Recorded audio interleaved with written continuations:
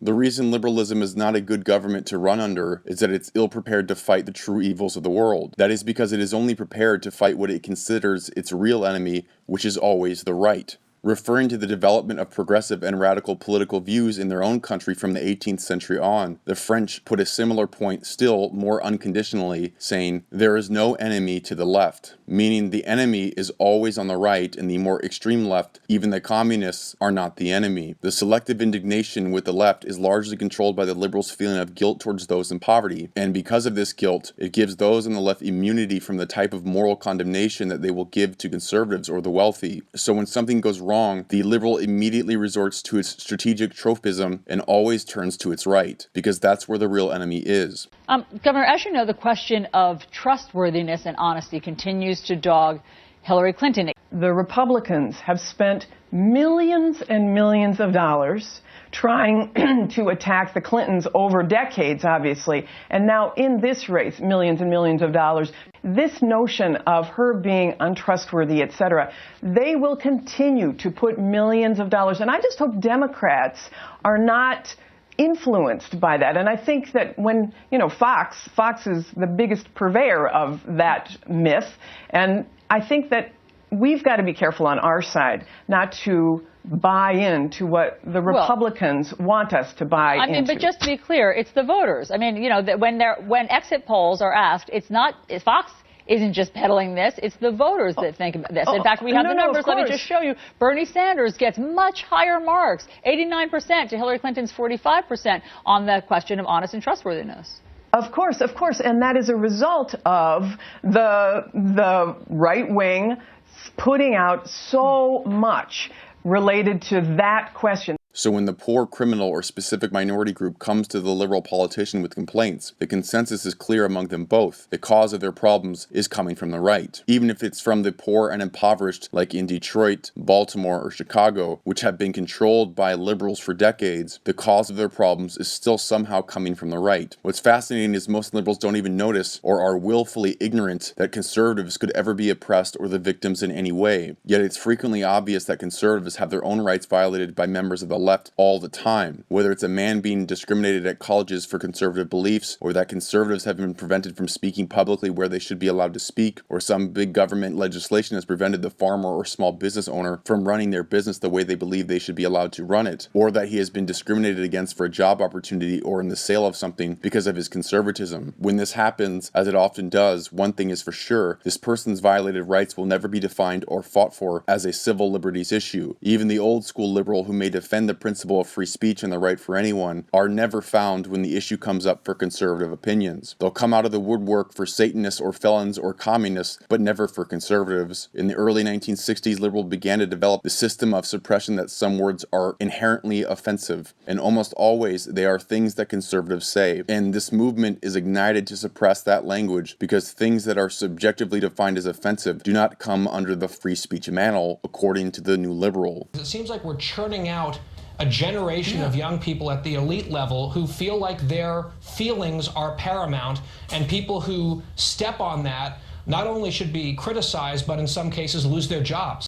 Still, many liberals refuse to acknowledge this. They do not wish to see their own hypocrisy because it would demonstrate yet again the falseness that is liberalism. When it's uncovered publicly, they feel a little bit of shame because it expresses a logical inconsistency and moral hypocrisy, but it does not irk them enough to fight for the right because they are the enemy and they'd rather just be hypocritical. But these things aren't accidents. What liberals see as the right is a group of people who are still bound to organize religion, private property, private businesses, armed forces, and aristocracy, and it is these traditional institutions that liberalism has directed its energy to exterminate. So in always seeking and finding the enemy to the right, liberalism is simply sticking to its doctrine. The liberal habit of selecting the right as the enemy is not accidental. It is an essential part of liberalism itself. In fact, it's so important to find the enemy at the right in every instance, many times the liberal has to make them up, or invent a storyline to make them at fault.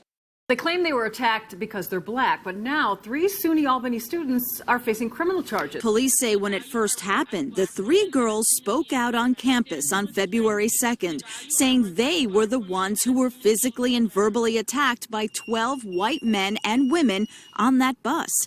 Burwell claimed it was racially motivated. We stand here with strength because we value our worth as Black women and as human beings in general. But according to police, all of it was a lie. After carefully looking at surveillance video, cell phone video, and interviewing witnesses, police have now charged the three with assault and falsely reporting an incident. Cops say the girls not only instigated the fight, but continued assaulting the victim despite efforts by passengers to stop them.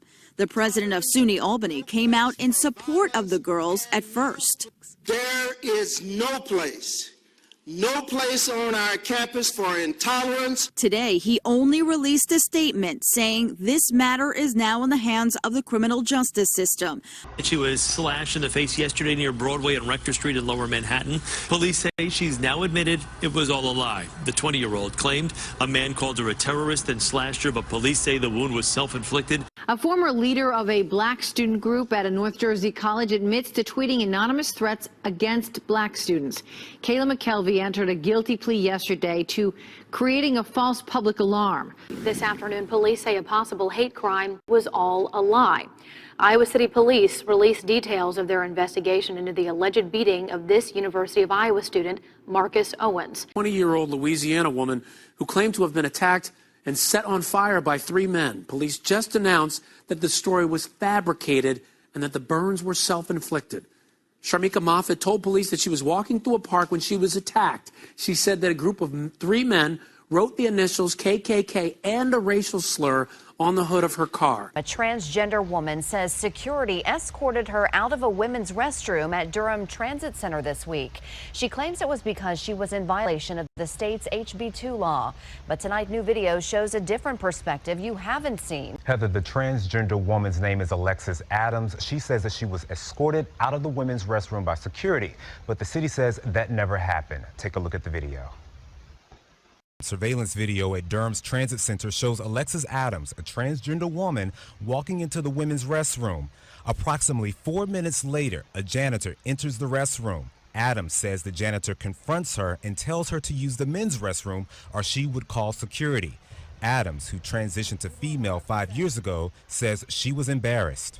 There was other people in there, and as I was, walking out of the bathroom and security took me out, the woman was making a scene about it. But city leaders say after talking to its staff and police, there is no evidence that she was escorted out. At 1:22 p.m., surveillance video shows Adams leaving the women's restroom alone. This camera angle shows her walking out of the transit center with a man that does not appear to be a security guard. Saturday, we showed Adams the video. This is her response. You told us that security was called and escorted you out of the restroom and out of the building. But we don't see that in the security video. I can't. I guess you just had to be there to witness it. When an Islamic radical shoots up a gay nightclub in Orlando, it is not the fault of Islam, it is the fault of conservatism and toxic masculinity. Islamic radicals are killing people all over the world, and when conservatives call them out for killing people all over the world, the liberals say that the cause of the violence is the reaction to it, Islamophobia, which doesn't make any sense. When people object to grown males going into women's bathrooms, it is homophobia's fault and therefore conservatives for believing in this silly biology that says that people have different genders that they're born with and cannot be changed. Year after year, the liberal wizards find new explanations for the right to be the cause of their problem. It doesn't matter what happens, they find a way to fault conservatives. When President Kennedy was shot in 1963 by a radical Marxist, they worked overtime to make Oswald seem like a member of the right. Adolf Hitler was a left-wing radical socialist, but somehow they've been able to portray it as him being this right-wing conservative.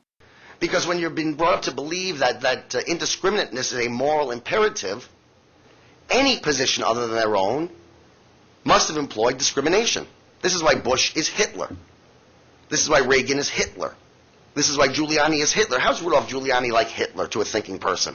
Trump very much resembles the Nazi leader Adolf Hitler. Donald Trump to Adolf Hitler. Donald Trump as like Hitler. It's similar to a Nazi salute. They're quotes from Hitler. So do you still support Trump? All these comparisons to Trump, it's like, it bums me out. Any moment that I have to call Trump out for being an inheritor to Hitler, I will. To the left, what they'll do is they'll embrace literally the worst things in the world. The worst things imaginable. And then, after those things are discredited, they blame it on the right. So listen, the left embraced Hitler. They thought that Hitler, at the very beginning, was a new kind of leader. He was a fascist, new kind of leader, energetic, big government. And then, as soon as Hitler turned out to be a genocidal maniac, then, all of a sudden, Hitler was a right-winger. And who said that Hitler was a right-winger? Many of the people who said it were communists, members of the Frankfurt School. They decided to rewrite Hitler so he wasn't a national socialist anymore. Now he was a national conservative. He's some sort of conservative figure, was Hitler. They did the same thing with Stalin, right? Stalin was an actual communist who was backed by large segments of the American left. And now it's Donald Trump who would have liked Stalin. It's Donald Trump who would have liked Stalin. Not Obama, not Hillary. Hillary, who got her training from Saul Alinsky, who was actually a communist, right? Not any of the people on the left. Suddenly, it's the fault of the people on the right.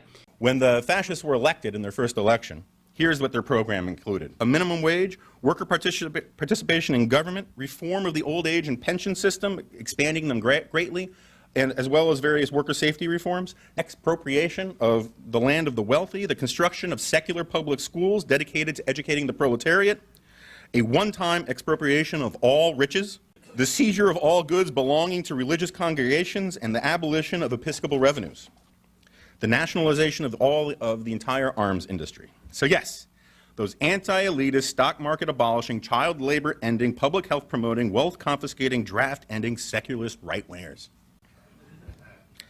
So when you point these things and myriad other facts out to support that the conclusion that Nazism as well as Italian fascism were phenomena of the left, liberals fall back on this other argument. They immediately switch to this sort of cudgel of the Holocaust to shame you into pointing any of these things out. They say, what are you doing?